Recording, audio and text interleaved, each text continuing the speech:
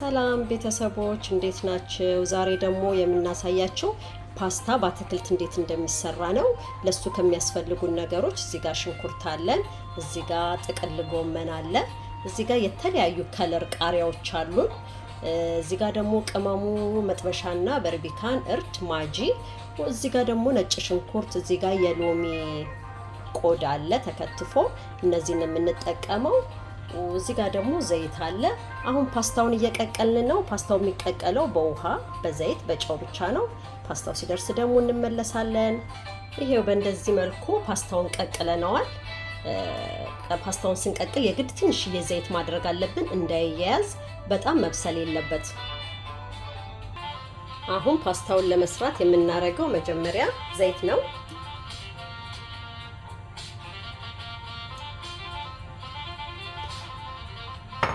ዘይት እናደርጋለን። ዘይቱ ትንሽ ሞቅ ሲል መጀመሪያ የምናደርገው ነጭ ሽንኩርቱን ነው።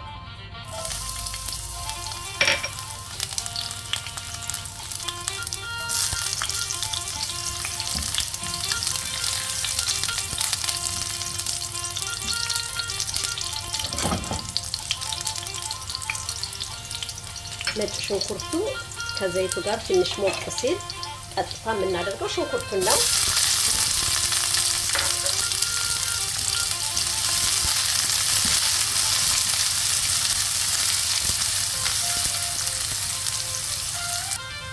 ከዛ በመቀጠል የምናደርገው ቅመሙን ነው።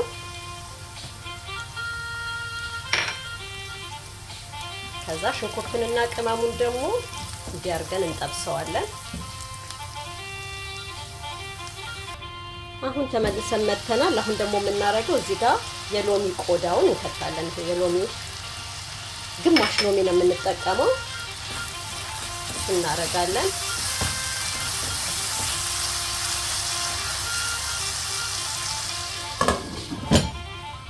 አሁን ተመልሰን መተናል። አሁን ደግሞ ጨው ነው የምናደርገው።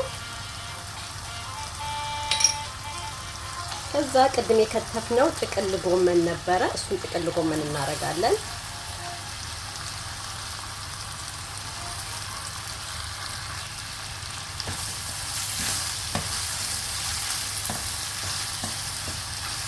እንዲያርገን እንለውሰዋለን ማለት ነው።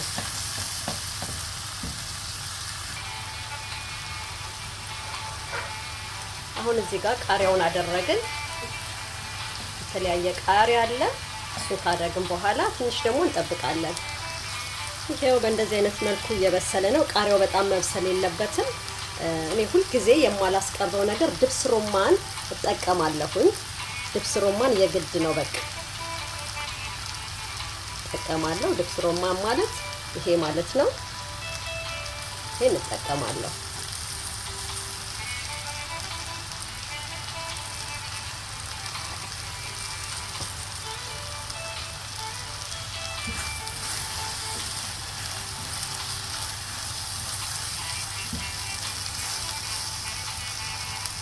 አሁን ለትንሽ ደቂቃ ደግሞ እንተዋለን።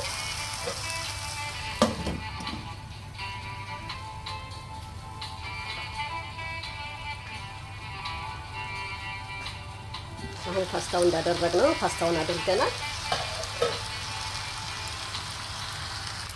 አሁን ይሄው ተመልሰን መተናል። የቀቀልነውን ፓስታ ከአትክልቱ ጋር እንደባልቀዋለን።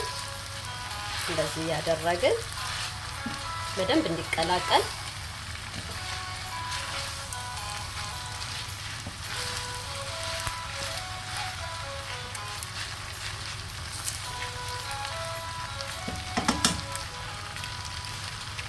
እና ከዛ መጨረሻ ላይ እዚህ ጋር በርበሬ አለኝ፣ ሽክሽክ በርበሬ ትንሽ እናደርግበታለን። ማቃንጃው ስፓይሲ የሚወድ ሰው ካለ እንጠቀማለን ማለት ነው።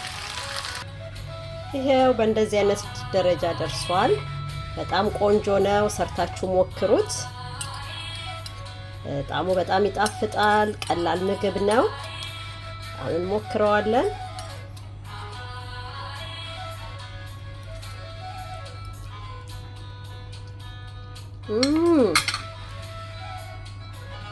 በጣም ነው የሚጣፍጡት።